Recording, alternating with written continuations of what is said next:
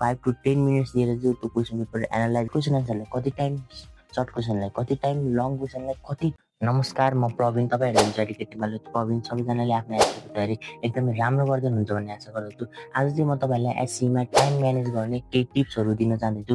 त्यसैले यो भिडियोलाई अन्त्यसम्म हेर्नु होला।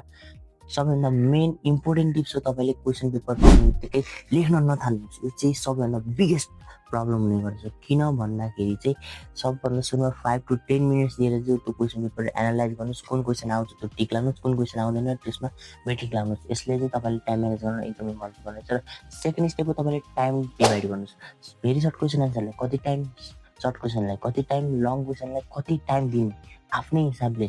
आफ्नो सबै मान्छेहरू फरक फरक हुने गर्दछ र तपाईँले आफूले आफ्नै टाइम म्यानेज गर्न सक्नुपर्छ। र थर्ड स्टेप हो तपाईँले सजिलो प्रश्नको उत्तर पहिला गर्नुहोस्।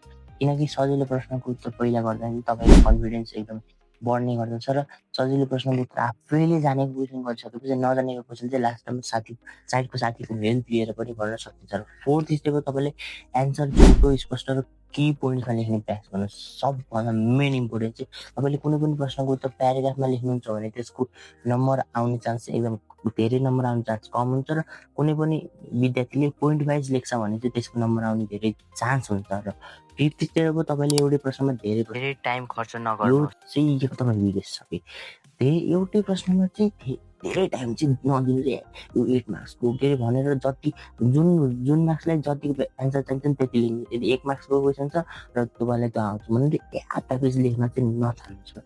6 स्टेप छ तपाईँले लास्टमा चाहिँ सबै प्रश्नको उत्तर मैले गरेँ कि गरेन, कुनै छुट्यो कि, कुनै न्युमेरिकल प्रब्लम भयो कि, कुनै स्पेलिङ मिस्टेक भयो कि भनेर चेक गर्नुहोस्। रिभिजन भनिन्छ यसले। यो चाहिँ टपरहरूको मेन इम्पोर्टेन्ट चाहिँ सिक्रेट टिप हो। टपरहरूले चाहिँ के गर्छन् भन्दाखेरि सबभन्दा सुरुमा सबै एन्सरहरू लेख्छन् र कुन छुट्यो कि केही भयो कि स्पेलिङ भयो कि भनेर चेक गर्ने गर्छन्। यसले चाहिँ तपाईँलाई एसई राम्रो गर्न एकदमै मद्दत गर्नेछ र सबैजनाले आफ्नो एसई एकदमै राम्रोसँग दिनुहुनेछ भन्ने आशा गर्दछु। यस्तै एजुकेसन कन्टेन्ट हेर्नको लागि सब्सक्राइब गर्न नबिर्सनु होला भाइ। अर्को भिडियोमा भेट्नेछौँ। By by.